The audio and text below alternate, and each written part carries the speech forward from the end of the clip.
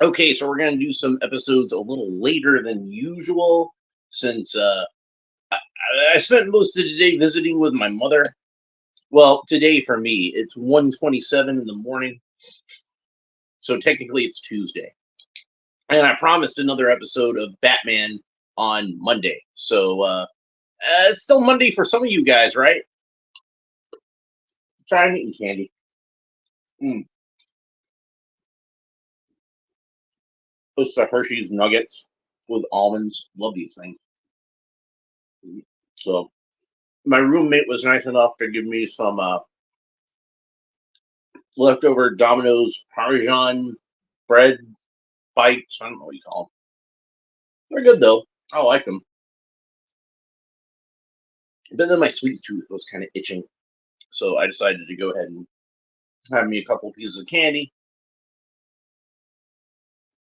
And then I started filming this, and I realized, oh yeah, I've already got candy, so I'm just gonna eat candy while I do this. So this episode of Batman the Animated Series is called Cat Scratch Fever. So I'm probably going to get some disappointed Ted Nugent fans finding their way onto this video when they search for that. They want to hear some cat scratch fever. It's like, this is just some nerd talking about Batman. What's going on here? But uh, but yeah, this is another Catwoman episode, and this was when they were still trying to do her very much as an anti-hero kind of character. Now later on, uh, there's going to be another episode called Catwalk, and that's going to make her a little bit more unambiguously a villain, where she returns to her cat burgling ways. And every episode after that, she's going to be in a more adversarial relationship with Batman. Now, what I suspect happened is that at one point they were planning on doing a Catwoman spinoff show. She was popular enough in the movie Batman Returns, and they were even planning a spinoff movie from that, which took them so long to make that, like, I guess Michelle Pfeiffer got caught in other things, and Tim Burton got caught in other things, and they just kind of fell apart.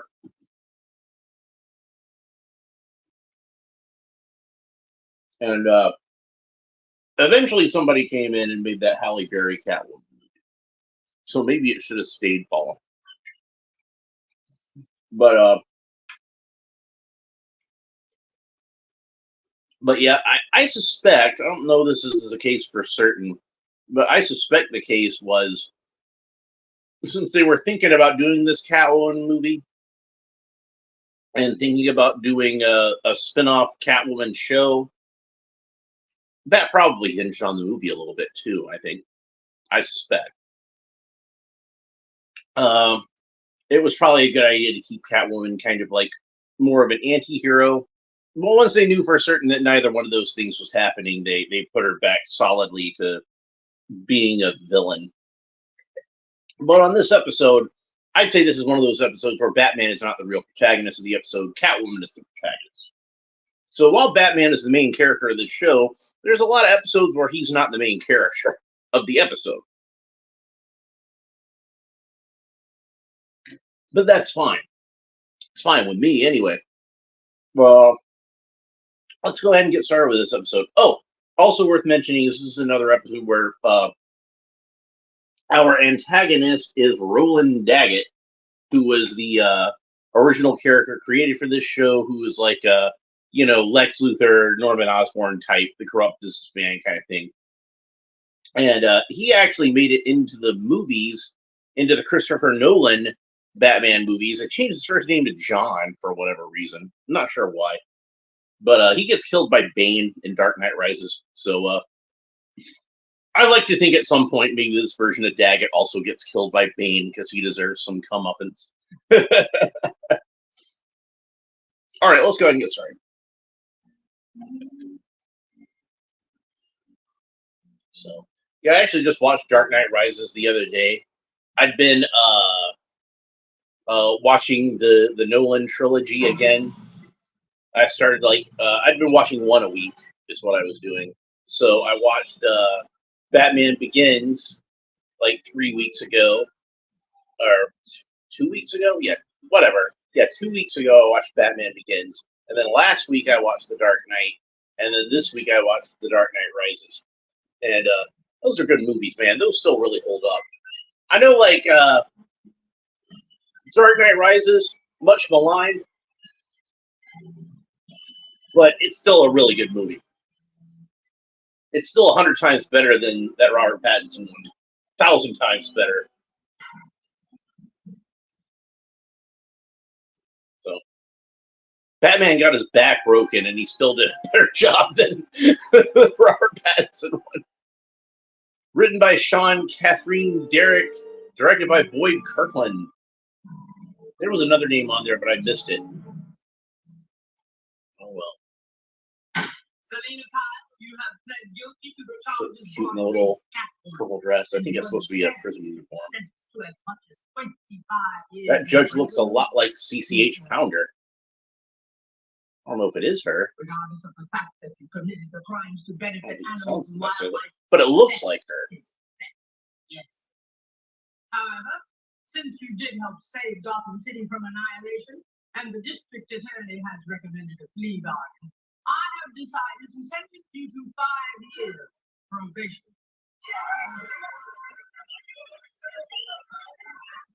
Everybody's really happy about that. Okay. But I'm warning you, Miss Kyle. If you ever don your Catwoman costume again to violate the law, I love it. If you ever, like she's an old school preacher. Love it.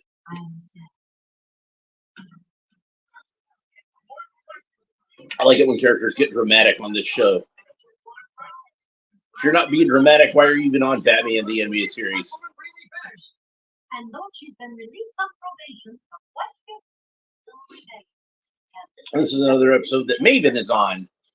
I like Maven. I wish she'd be on more episodes. I do hope you'll be seeing this to me now. Speak out. I don't think so. But I think you've grown quite fond of her. Not soon the feeling was neutral.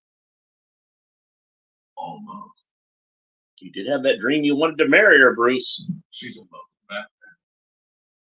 Oh dear.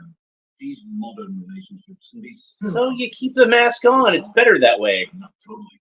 So I've been told. Criminal life. You can fix her. Oh, Megan, I can't believe I'm really free. And realize, where's my little precious?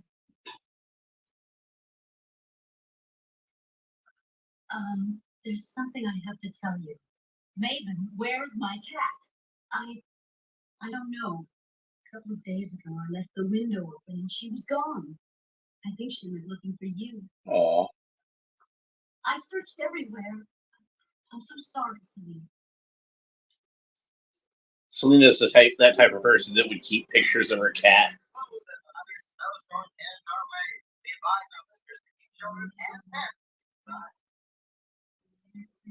And look at that, she's wearing her Catwoman outfit. You can see the lower part of it with the gray leggings and the black boots.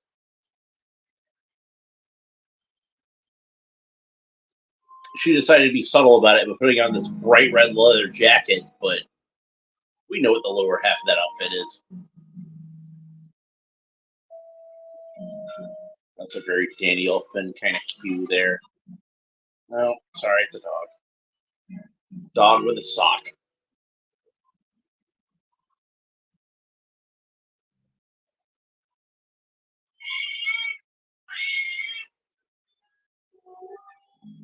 Lots of cats, but she's looking for one specific cat.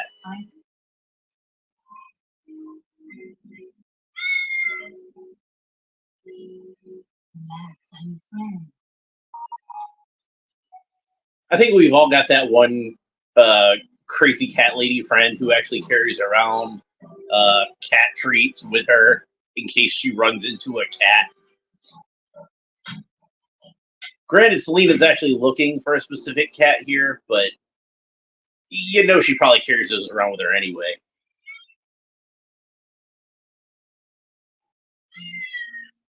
Fleabag, dirty, lousy, stinking Fleabag. Get him, So this larger character is named Paunch, not to be confused with Paunch from Chips. Paunch, like what I got down here. You're obviously not the animal shelter. So what do you want with these cats? None of your business. So kiss off. Fine, but I'm taking my friend. Hey, you asked for it, sister. Now tell me, what are you up to? Boy, do something.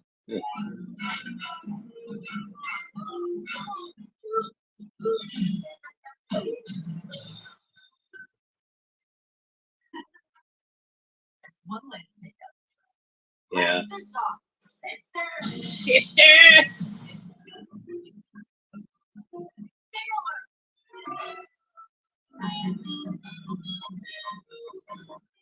Dude, you're like a foot taller than her, and you gotta weigh at least 300 pounds. I don't think you really need to grab a trash can to use as a weapon against her.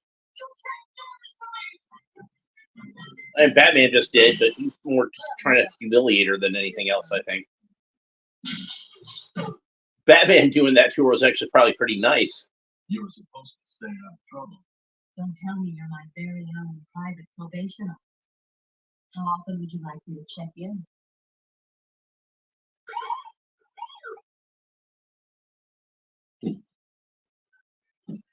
Cock blocked. I'm afraid our reunion will have to wait. Ropes don't work like that. And there's Montoya again. Jumped us. I want to press charge. They were stealing cats. Stealing from who? Dumb clock. They're strays. We were just rounding them up to find a good home when this maniac attacked us. This is insane.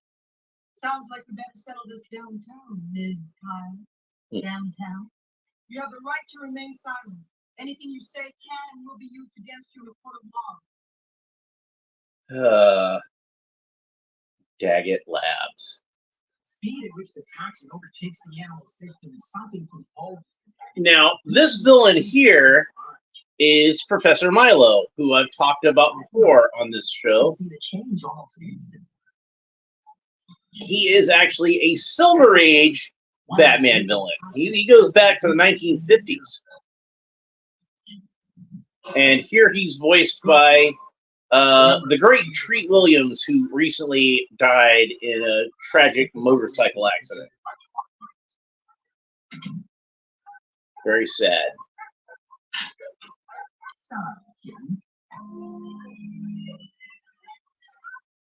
You heard the man.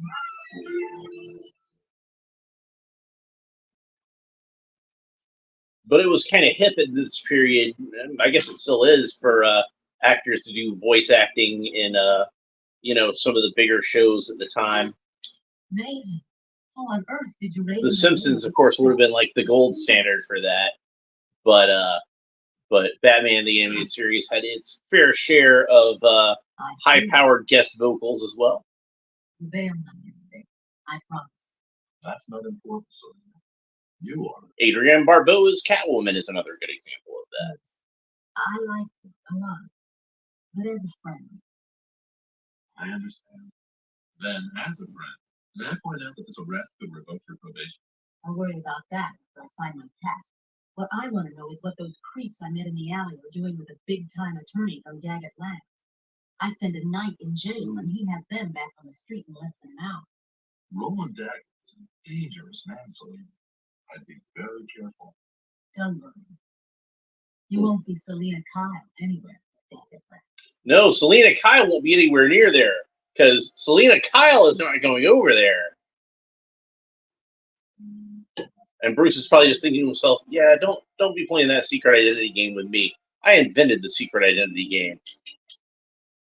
Well, don't worry. Bruce Wayne certainly isn't going to follow you over there. Bruce Wayne won't be anywhere near that place. What kind? Some sort of antidote. Oh, really? This guy has had his best people on for months. Why this up neutral? Think he's up to something? That goes without saying, doesn't it? I'll say again how disappointed I was in that design for Lucius Fox, but the voice acting is on point. That's Brock Peters. I mean, again, another great actor, doing a little bit of voice work on the side. Probably, for his grandchildren. I'm sure he was a grandfather by that point if he had children. What have they done to you? Oh, and Isis is all messed up.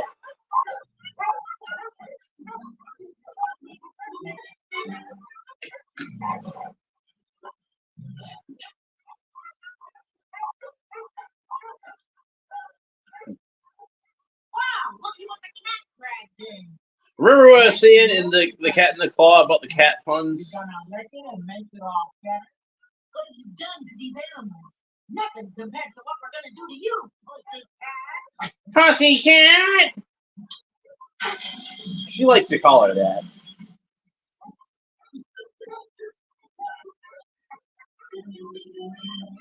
I think there might be some subtle lesbian coding going on with that character. You two diablos wouldn't have noticed. In like a She can run for Rosa Klebb kind of way. Like the movie version of Rosa Klebb. Not in the book, where in the book it's pretty clear that he makes no bones about it. Ian Fleming writes it that Rosa Klebb is into women. But in the movie, because of censorship, they had to play it a little more subtle. I think that might be the case here. I think she might be a lesbian character. But they couldn't be incredibly direct about that on a 90s kids cartoon. Nowadays, probably like every female character on a kids cartoon is a lesbian. So.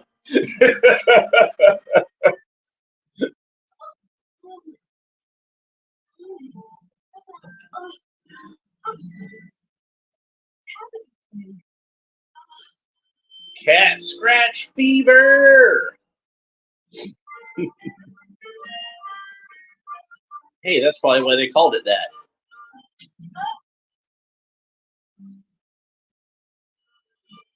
That's almost certainly why they called it that.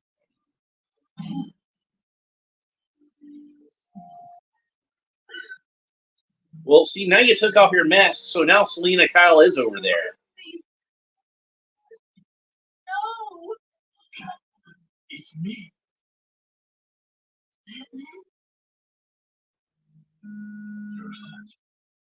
Now you notice. I've got to get you to a doctor. No, you can't. Daggett will have me arrested. I have a hideaway not far. Please.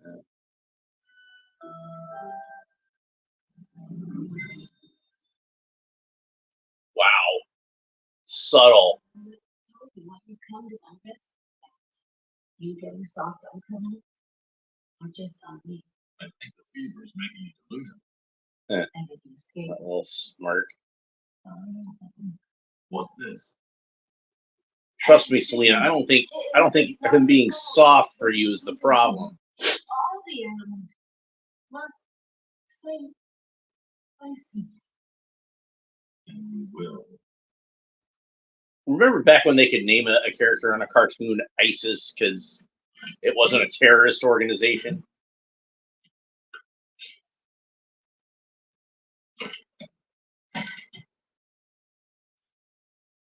That's a great shot. What's the delay, Will? Should have had these And once again, Ed Asner as Roland Daggett. We're waiting for Porch. I sent him to the warehouse for a pack of the antitoxin, just in case they're not ready. Milo will return again in an episode after this called Moon of the Wolf, the werewolf episode. That one's based on an actual issue of the comics. Glenn Wein, I guess he probably read those comics, the old Silver Age Milo comics from the 50s when he was a kid, and wanted to bring the character back. For a plague that doesn't exist yet. But if the Batman's discovering a manufactured plague. City within weeks. Days. You know how many strays there are in Gotham, Batman? 300,000. Imagine if even a tenth of them carried the virus.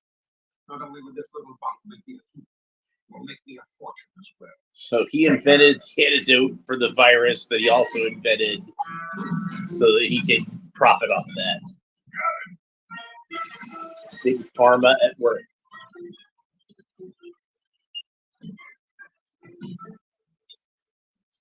But thankfully Batman got the antitoxin so he can replicate it.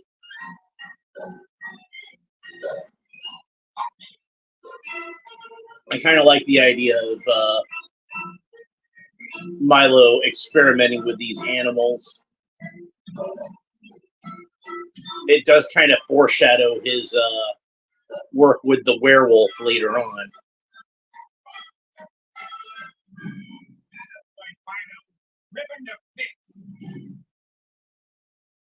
But Milo not only would appear on Batman the Animated Series, but later on he'll appear in Justice League Unlimited. He actually gets killed by Doomsday.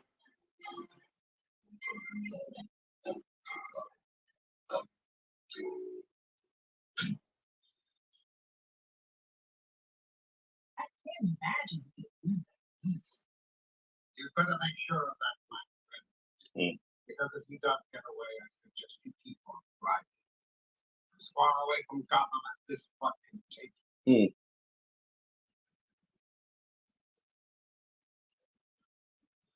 Daggett's a pretty good villain, and he does kind of fill that corporate villain niche that Batman didn't really have any villains like that at that time. Not like, big villains in the comics anyway. But Daggett gives you like an evil corporate villain that could be a recurring nemesis for Batman when such a character was necessary on this show.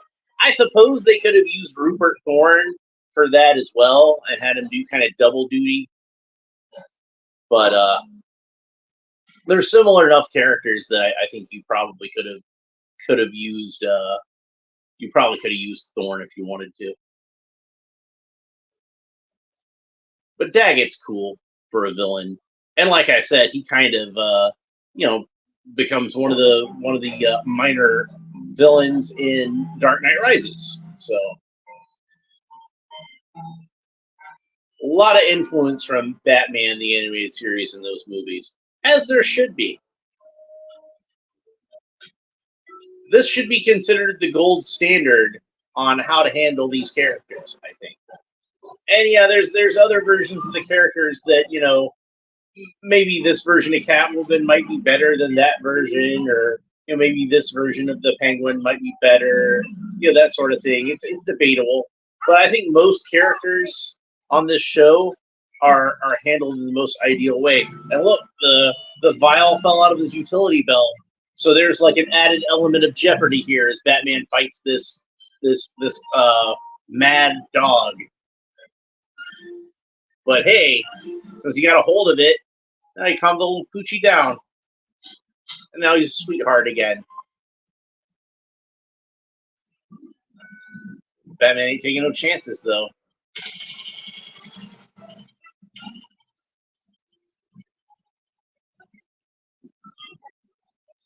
She thinks she's pretty clever, but I'm more worried about the dog than Batman, honestly. Batman's going to be fine. Show me the dog gets out. Okay, good. Thank you. Aw. Poor little boy. He's not coming out. Just let him show the She's just such a rotten, sadistic character. Batman pushing up the ice to cause a bubble and getting himself a little extra oxygen that way. Guy's gotta be an ice cube by now.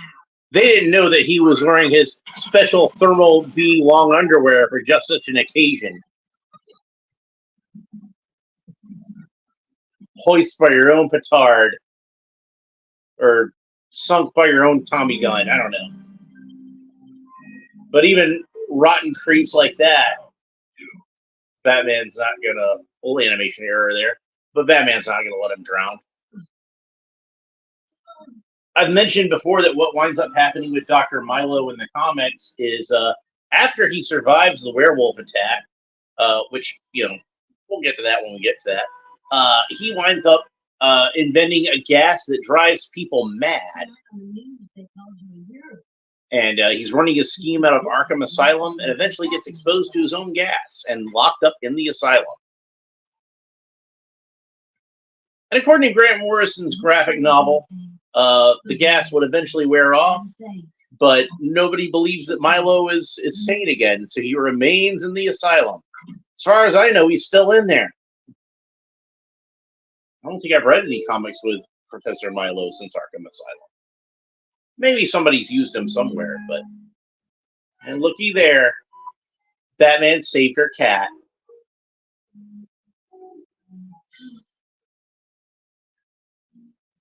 Aww.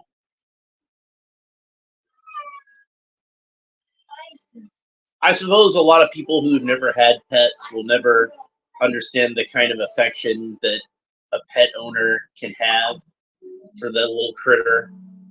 I love the music cue there. But me, I'm a softie for animals, so I'm happy to see Selena reunited with her pet.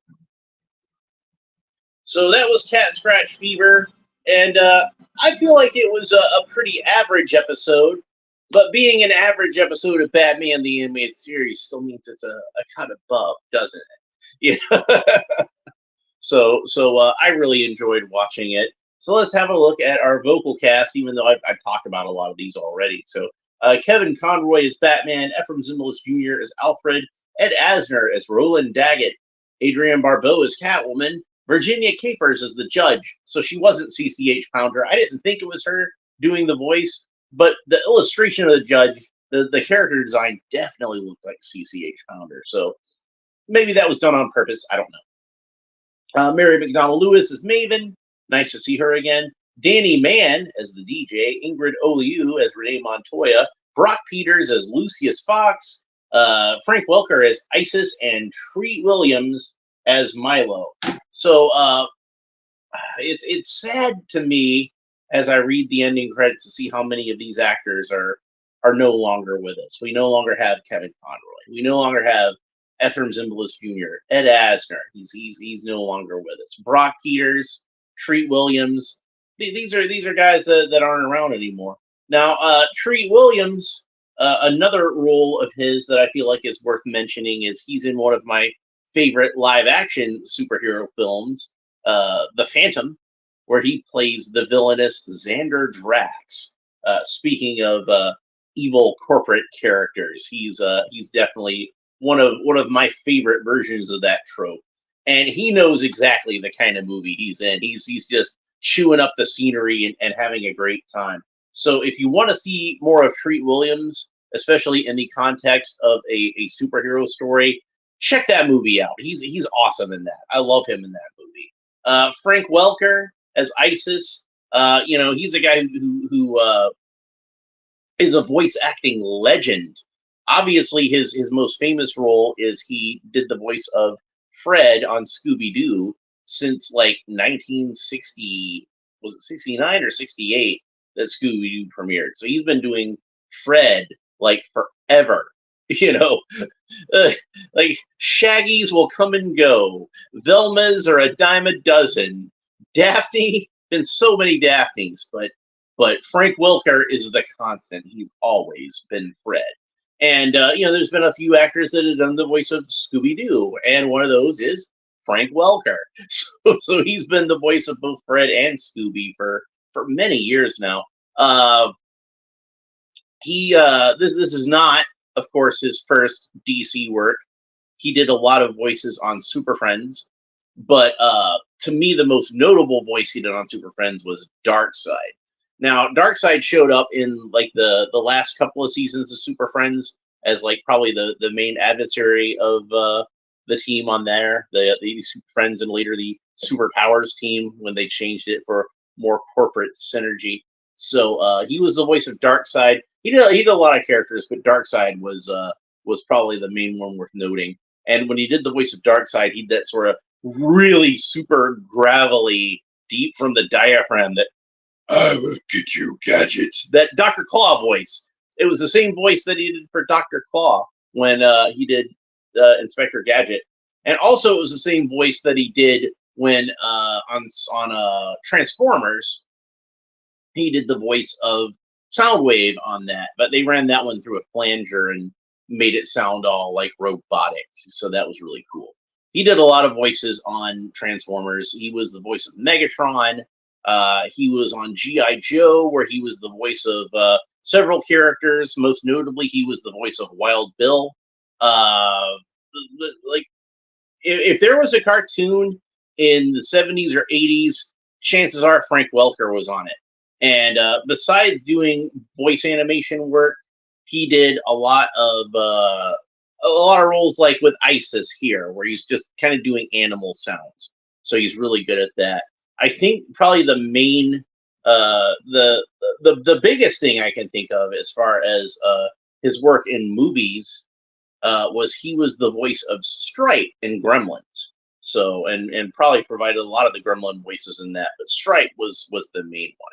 So and Stripe was kind of that same sort of like really deep in the throat, kind of gravelly as Darkseid and Dr. Claw, but pitched up a little bit more. So God, you remember that on Gremlins. So yeah, Frank Welker, legendary vocal talent. So I felt like I had to acknowledge him at least a little bit while we're doing this. And then I had the episode paused for so long that it started to go to sleep. And I guess that's the end of the episode, but we were the voice cast, so that's the most important thing. So our next episode of Batman the Animated Series, which I will be doing on later today, technically, since it's now Tuesday for me, but other parts of the world it's still Monday, so I will say tomorrow, even though it's technically later today. Will be I Am the Night, which I think is one of the best episodes of the show. And this is one where we're going to, again, get deep into that psychological territory as far as Batman goes. Like, I think we all have our bouts with depression, and Batman is no exception. So this is an episode where Batman is really questioning whether or not he's actually doing any good in the world. Of course, we know Batman is doing a lot of good for the people of Gotham City, but he's starting to doubt himself, and it's I think the first episode where we're going to really see Barbara Gordon, and Dick Grayson is going to be on it, and Commissioner Gordon as well. He's got a big part. Bullock, has a pretty big part in this episode. So, and the villain of the episode, interestingly enough, is an original character created for the show, a one-shot villain called the Jazz Man, and he's based off of Clint Eastwood. So that's pretty cool. So I really like that episode. I'll look forward to watching that probably when I wake up. And if you want to make sure you don't miss it, what you need to do is like and subscribe and hit the little bell. Do all that fun YouTube stuff down below. Leave a comment if you're catching this during the replay, and let me know what you thought of this episode, and your various whatever thoughts you have on Batman the Animated Series. Share those with me. So, but that's pretty much it for this episode. Thanks for joining me to watch another episode of Batman. I always like watching Batman the Animated Series with you guys, and we will talk to you next time. Bye.